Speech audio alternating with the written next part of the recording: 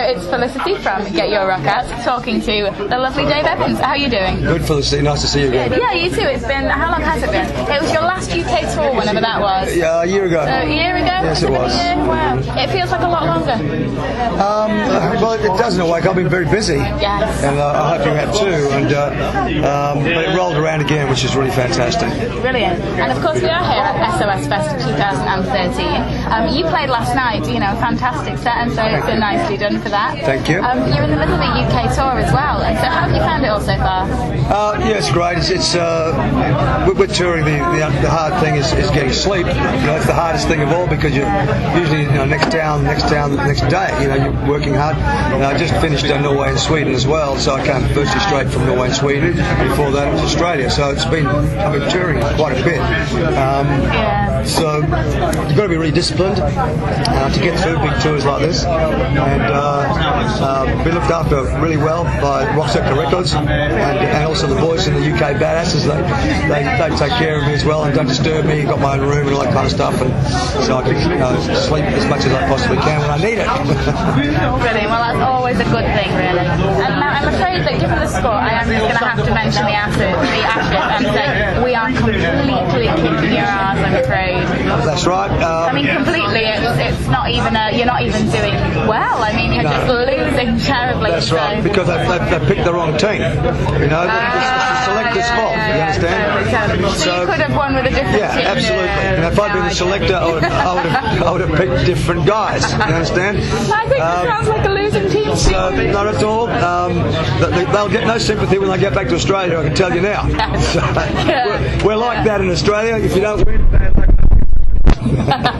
Yeah, it's just been quite abysmal. But you know what? It's nice to be able to sit here and say quite categorically that we have hammered you. I'm enjoying this feeling greatly. Yeah, well, you know, I used to watch the cricket a lot one time, to go to all the games. But I must admit, on a serious note, that since the corruption's can't come into cricket, and with the betting scandals and that kind of thing, I don't even watch cricket anymore at all. And I'm not the only one. So they've damaged themselves. Not all the players, of course. There's a lot of honest ones out there. But because of the betting scandals, I don't believe it anymore. The close finishes, the bad luck about getting out, a terrible shot, and all that kind of stuff. I just don't believe it anymore. I've lost faith in cricket, so I don't care. So speaks a losing team. Even when we're winning. Yeah, no, it has changed because a lot of heroes, made heroes of themselves. You wonder, were they allowed to become heroes? Yeah. You know what I'm saying? Completely. So it's as I said, I don't watch it whether Australia's winning or losing, or whoever's playing. I just don't watch it anymore. And I hope it doesn't creep into Australian rules football because I love Aussie rules. Well, fingers crossed, eh? I mean, you're going to have some level of corruption in every sport. I think there's nothing you can do about that. Yeah. Do you apologise? Well, especially when there's betting involved. Yes. Yeah, and of course, the bigger a sport gets, the more people betting, so the more people have to gain by match fixing. But that's right. So I don't really watch a lot of sport anymore, to tell you the truth. I used to, but thank God for rock and roll. Absolutely. And yeah, it's been about a year since we spoke to you last. So what have you been up to since then? Well, Not to put you on the spot or anything. God, I've been so busy. I've been back to Australia, I've been back to America, and of course I've just released a brand new album, Revenge, with John Litzinger, Texas blues rock legend, and former Alice Cooper guitarist. Aussie rock sort of meets Texas rock blues. It was a bit of an experiment, really, a very exciting one. Didn't know how it was going to turn out, really, but the reviews have been fantastic. We've had quite a few 5 out of 5 stars, 1 10 out of 10 stars. So Johnny and I are really wrapped with the response of Revenge on Bad Reputation Records out of Paris, and also apparently my UK label Rock Sector Records want me to record a 4-song EP before I leave the country with a couple of the boys from the UK Badasses, Chris Appleton, and a couple of boys. So I'm looking forward to doing that as well. No pressure there then, not to add to your schedule. Not at all. Well, we need 4 new songs. You've got a week to write hunt them and make sure they're killers. It's like, okay. Yeah, easily doable. I mean, there's no hassle there. But that's really, really exciting. And so, yeah, do you reckon that you're going to be able to get that done while you're over here? Yeah, I will do it because I have to. No, that would be really, really fantastic. I mean, it's been a couple of years since Judgment Day as well. But as I say, I've got the new album Revenge. That's my new thing. I'm very excited about it because it's unique. Because it's the first time that I know that Australian hard rock and Texas blues rock have got together to produce this unique sound, and I'm just wrapped about that. So that's current, that's new. So have you been pleased with kind of reviews from it so far and fan feedback? Have people been really positive? Yeah, as I said, we've had 5 out of 5 stars to 10 out of 10. I mean, you can't get any better than that. Maybe 11 out of 10. But fans accept it as well. And I was really worried about that too because my fans are rock fans and that kind of stuff. It's a little bit different. There is rock there in the album, but it's also got some sort of Texas sort of bluesy rock feel and some Alice Cooper type of strange songs as well. But my fans absolutely love the album, which is great. Yeah, really good. Brilliant, good stuff. And you know, what more can you want? Reviews are all well and good, but it's what fans like that it really kind of makes. Because word of mouth's really important, and word of mouth is the most important, especially now you've got the internet, and so all the fans that have got Revenge, every single one of them rave about it, so it's great. Brilliant. And kind of set-wise, it must be getting really exciting what you're actually playing. So of course you've got, you know, so many of your own good tunes and so many of the AC/DC classes that you put in there. How do you go about choosing? With much difficulty, really, because all the musicians that I work with, they're all my fans too, and they've got my music, and they all say, "What about this song? What about that song? What about this song?" And so I can't do them all, you know. Like, and it's great to hear them say that. And there's some of my favourite songs I don't do too. It's a luxury, really, to have so many songs that are so strong. I just say to people that want to hear them, I hope you've got the album, because if you have, you go home and play it. So, maybe I'll do them next time. Have you ever thought about dropping a number of the AC/DC songs and focus purely on the, you know, the original? Well, most of the time I do, but this year being the 40th anniversary of AC/DC, and that's right, and 40th anniversary for me with the band as well. It's a milestone, and so I'm doing quite a few of the early AC/DC songs, some Bon Scott songs as well, plus my own material, and it's a great blend. You know, just rocks their socks, as they say, right off. Definitely. But you've never been kind of tempted just to you know, settle all the AC/DC stuff and go purely original? I did originally when I was from Texas and that, but the crowd just yell out for it.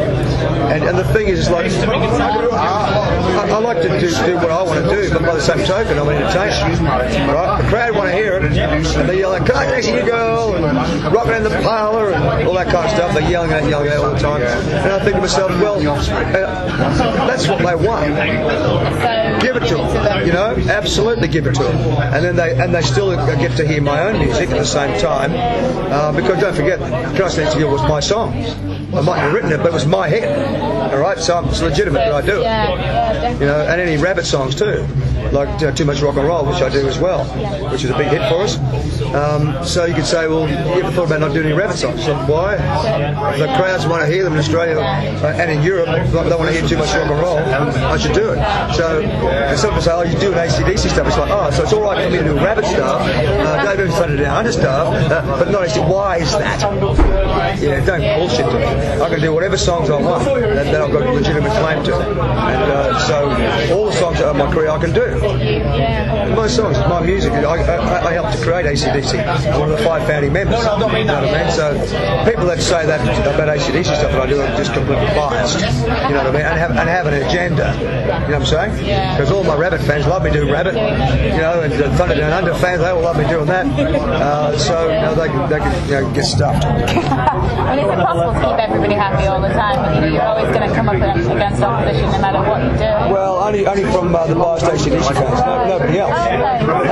Nobody. So it's just the kind of hardcore elite that consider themselves. Yeah, those that have been corrupted because over the years, I've seen a couple of interviews by Malcolm Young and Angus Young still putting shit on me, after all these years. And they do not want the AC/DC fans to like Dave Evans. It frightened the hell out of me, all right?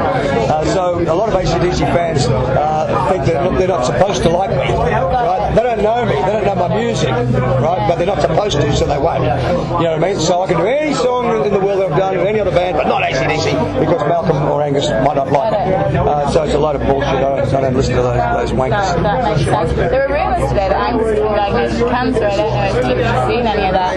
No, or heard. I haven't heard that. In fact, the last tour I saw him, he looked pretty healthy, I thought. Yeah. Malcolm doesn't look too flash hot. He looks, I'm not saying that in a vindictive way. Malcolm hasn't looked well for a while. Angus looked in a picture of health. No, I don't know how true it is. It's only something I've started seeing today, doing the rounds online, as it were. Okay, well, I know that our second bass player, Neil Smith, died only a couple of months ago from cancer. No, I haven't heard any rumours about that, and of course I hope it's not true. I mean, are you in touch with any of them at all? Do you have anything to do with anybody from that era? I've bumped into Neil Smith, of course, before he died a few times, and kept in touch with him on Facebook. And Mel Taylor, one of our drummers, Colin Burgess, the original AC/DC drummer. Also, say Mark Evans, for instance, was in the band after me. He wasn't in the band with me, but I've done a few concerts. He's been involved with the same thing. So some of the past members I have, but haven't seen the young brothers since, say, mid-70s, I suppose. Wow. They haven't seen me either. I haven't noticed the band in my concerts, So you've got a new album out at the moment. What's the plan for the next 6 months? Are you touring? Well, no. This new 4-track EP? No, I'm doing the 4-track EP, and hopefully after that get back to Texas to finish the other album too. So I've got that to take care of. I haven't got any plans to tour the second half of the year, but that could change. Okay.